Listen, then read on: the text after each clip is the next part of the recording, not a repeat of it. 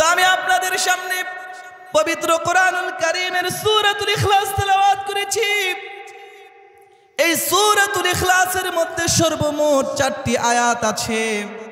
যদিও সূরার মধ্যে মাত্র 4টি আয়াত আছে, সূরাটা যদিও আকারে ছোট, হরফ বেশি নয়, তারপরেও সূরাটা এত দামি, এত সম্মানিত সূরা।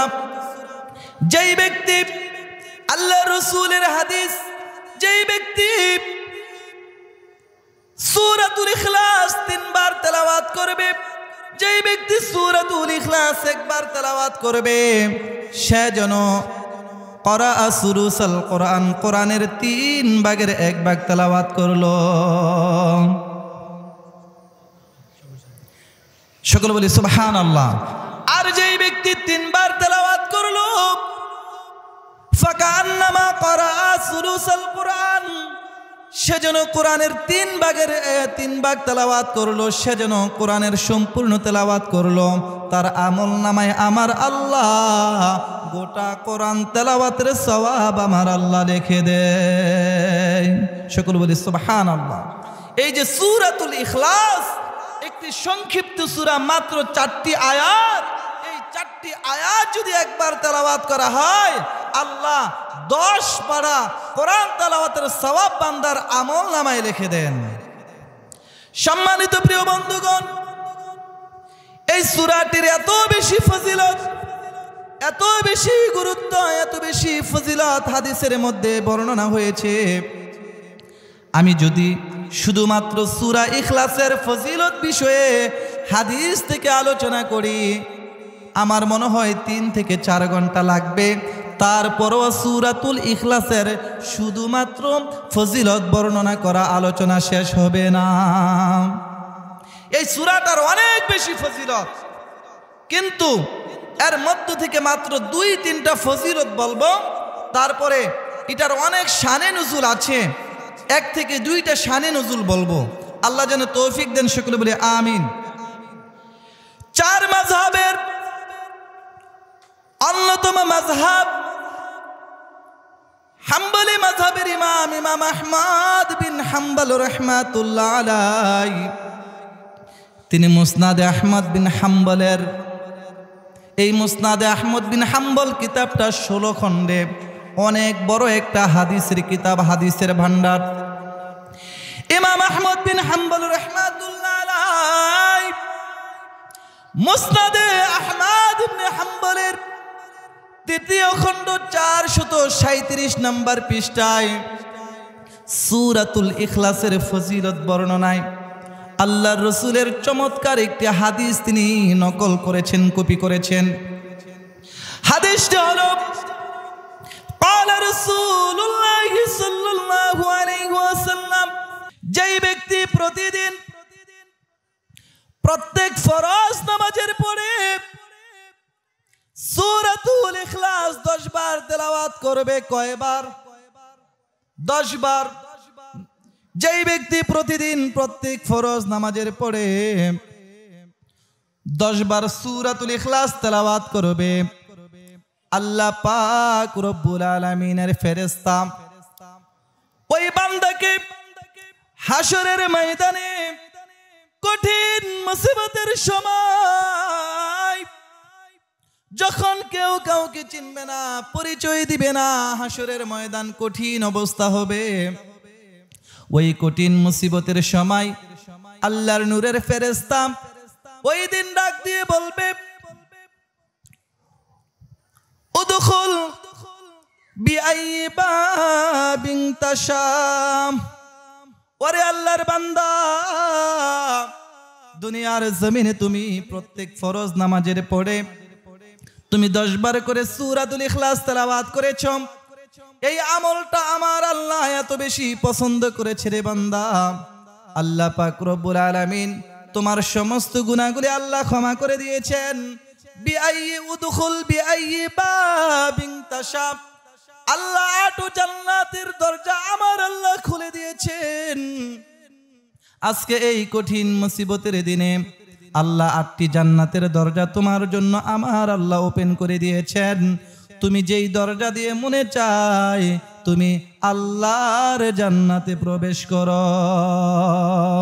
সকলে বলি সুবহানাল্লাহ। তো এইটা কি কঠিন না সহজ একটি সূরা? তাহলে আমরা কি প্রত্যেক ফরজ নামাজের পরে এই সূরাটা 10 বার করে আমরা তেলাওয়াত করতে পারি কি পারি না?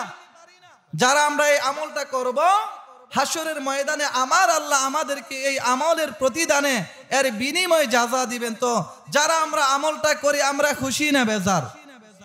সম্মানিত প্রিয় বন্ধুগণ, সূরাতুল ইখলাসের এত বেশি ফজিলত হাদিসের মধ্যে বর্ণিত হয়েছে, তাফসিরের কিতাবের মধ্যে এসেছে, যা অল্প সময়ের মধ্যে বর্ণনা করে শেষ করা যাবে না।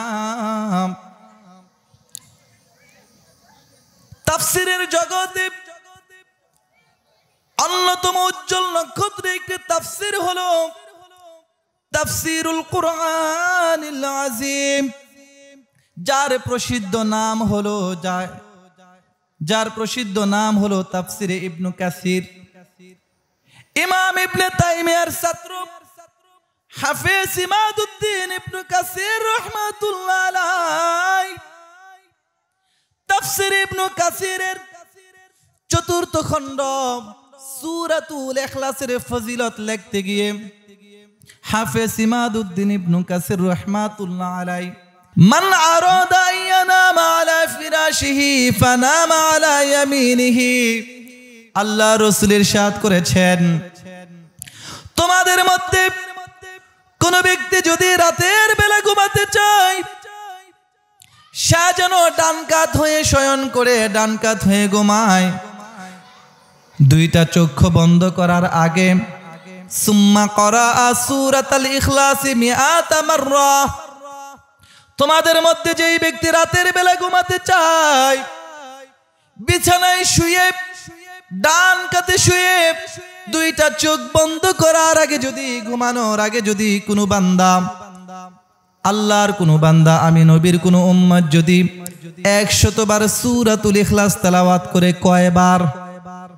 ঘুমানোর আগে যদি 100 বার সূরাতুল ইখলাস তেলাওয়াত করে, ওয়াকানা ইয়াউমুল কিয়ামাতি ইয়াকুলু লাহুর রাব্বি উদখুল আলা ইয়ামিনিকাল জান্নাহ। হাসরের ময়দানে কঠিন মুসিবতের সময় যখন সমস্ত মানুষ হাসরের ময়দানে দাঁড়িয়ে থাকবে, মা সন্তানকে চিনবে না, সন্তান মাকে চিনবে না, সন্তান বাবাকে চিনবে না, স্বামী স্ত্রীকে চিনবে না, স্ত্রী স্বামীকে চিনবে না, বন্ধু বন্ধুকে চিনবে না, দুনিয়ার কেউ কাউকে পরিচয় দিবে না। ওই কঠিন মুসিবতের দিন আল্লাহ পাক রব্বুল আলামিন যেই বান্দা ঘুমানোর পূর্বে 100 বার সূরাতুল ইখলাস তেলাওয়াত করে দুনিয়াতে ঘুমাইতো, আমার আল্লাহ হাসরের ময়দানে তার হিসাব নিকাশ সহজ করে দিবেন। শুধু তাই নয়, কিয়ামতের দিন হাসরের ময়দানে আল্লাহর ফেরেশতা ডাক দিয়ে বলবে, ও আল্লাহর বান্দা,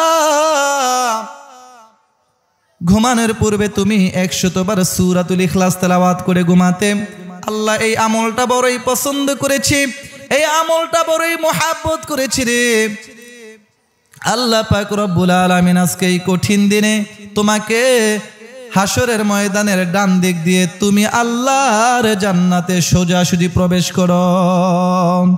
সকলে বলি সুবহানাল্লাহ।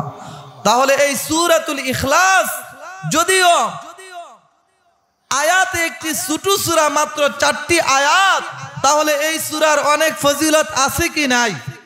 তাহলে আমরা এই সূরার উপরে আমল করা দরকার আছে কি নাই? এই সূরার অনেক ফজিলত।